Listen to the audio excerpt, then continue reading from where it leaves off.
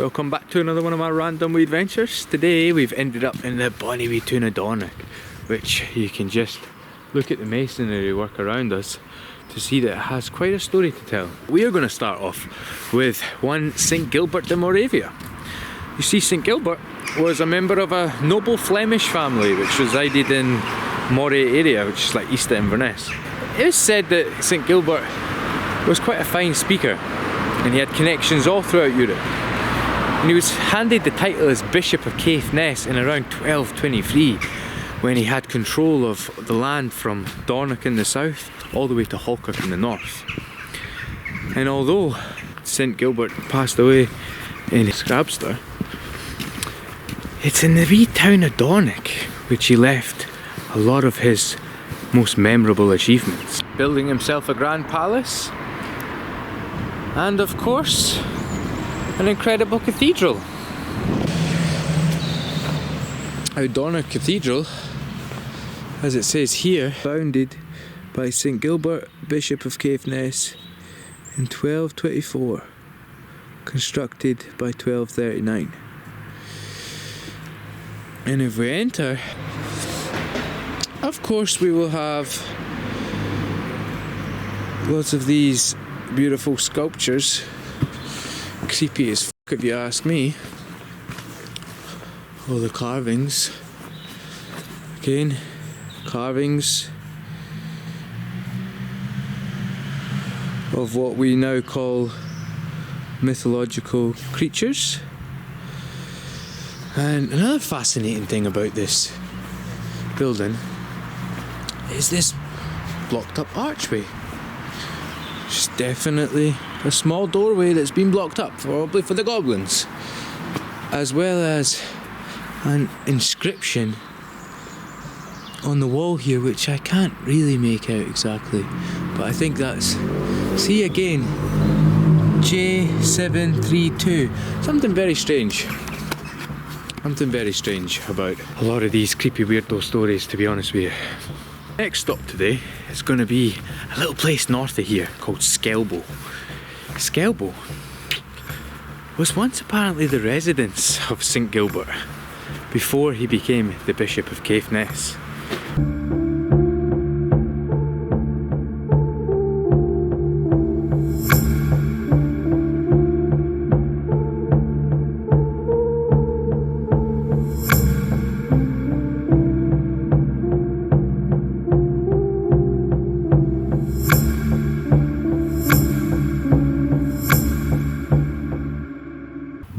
And this here, guys, is Skelbo Castle, believed to originally have been built in the mid-1100s after the rebellion in Moray.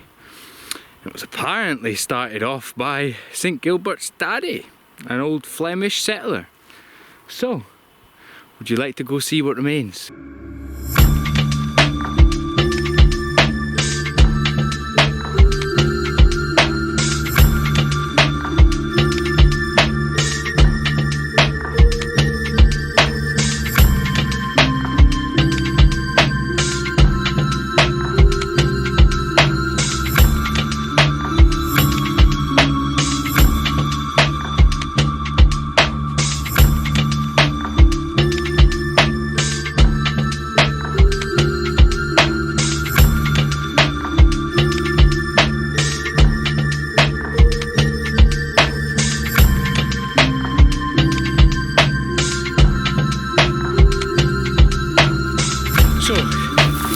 Skelbo Castle, guys,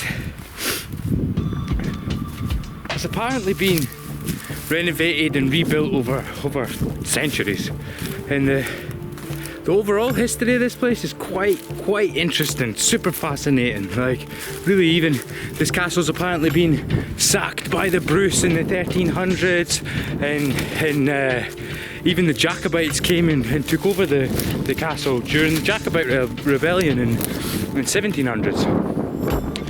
But in my opinion, the actual masonry work that's involved in the castle is far older, and you can see that clearly. The evidence is all over the place. Right now we're standing in what would have been the grand courtyard, I guess, of the actual palace. And there's one building still kind of remains intact. And this here is the building that's kept best intact. So we can still go in to this wee dungeon. Let's go have a look.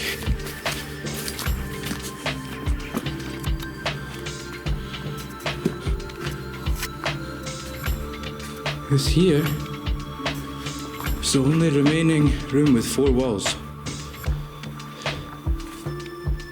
I'm not going to speculate and tell you, oh, this was a kitchen, or oh, this was a stable for the horses. It's an awfully nice stable, it's for horses. And then of course, we have the incredible craftsmanship, which we see everywhere, of the beautiful arches. And if we go back outside, then we can actually go to the other side of that blocked up wall. And then this here is the other side of that little chamber. You can see up here. Okay, there's not much to see up here. Wooden lintel still in place, blocking up a doorway to nowhere. Like I said, this castle's gone through many generations and many heads of clans and Jacobites and Bruces and kings and queens and bishops have all lived here. Without stating the obvious, where clearly they've absolutely buried the castle. The most recent owner of Skelbo Castle was actually a Russian guy, Russian billionaire who bought it in the 1990s, hoping that if he bought it he would get some kind of status in Scotland, and I don't know, he thought he'd be a laird, or I'm not sure what he thought. But yeah, so he basically owned it and left it to rot. I cannot find to this day who owns this castle. Who currently owns it? I don't know, maybe we should claim it. Look at the magnificent wall.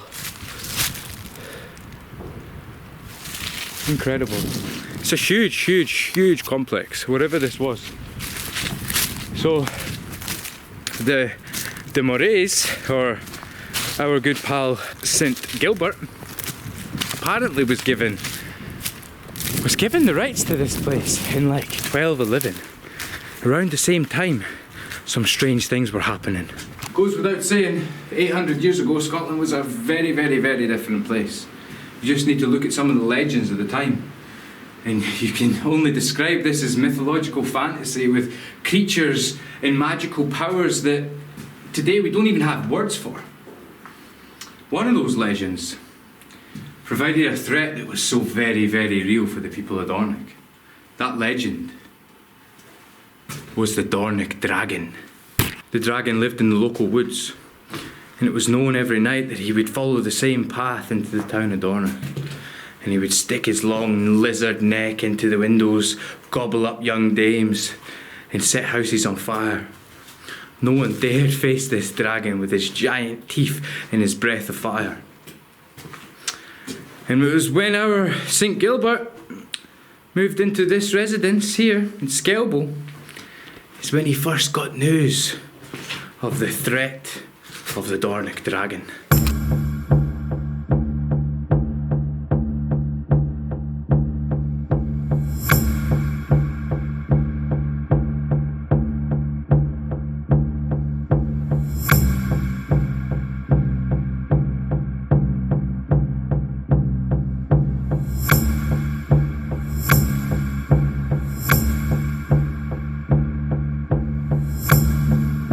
Gilbert first found out about the terrorising dragon, he equipped himself with his best steel bonnet, his bow and arrow, and he jumped on his horse and he rode into town. That night, he done a wee investigation. He checked the path of which the dragon used every single day through the woodlands, and he decided to build a trench. He dug up a trench with the help of the villagers, and he equipped it each with a peephole along the way. And that evening, he got down on the ground and he waited for this dragon to appear. When the dragon appeared, a brave man, St. Gilbert, came out the peephole, popped an arrow. When the arrow hit the dragon turned, he breathed breathed his fire into the peephole, but St Gilbert was too quick. He already made it onto the next peephole, and again, bam, he shot his arrow, the dragon turned, he blew his fire, and again St Gilbert was too quick. In the next hole, in the next hole, in the next hole, and he kept shooting and firing those arrows at that dragon until eventually the dragon dropped dead. And that was the end of the Dornoch Dragon. The villagers rejoiced, and St Gilbert came back to his residence here at Skelbo. Skelbo was then moved on, and actually it was handed to his brother Richard, and his brother actually died fighting the Danes in the Battle of Embo, which is just a mile away or so. But it is quite a spectacular spot. This castle was one of the largest of its kind.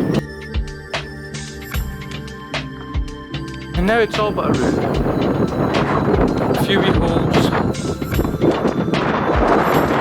where you can see.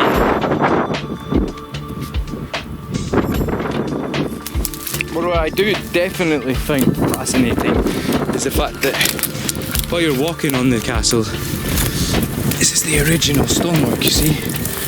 This is far. It goes so deep. I truly do believe that this entire embankment here has probably got stones underneath it.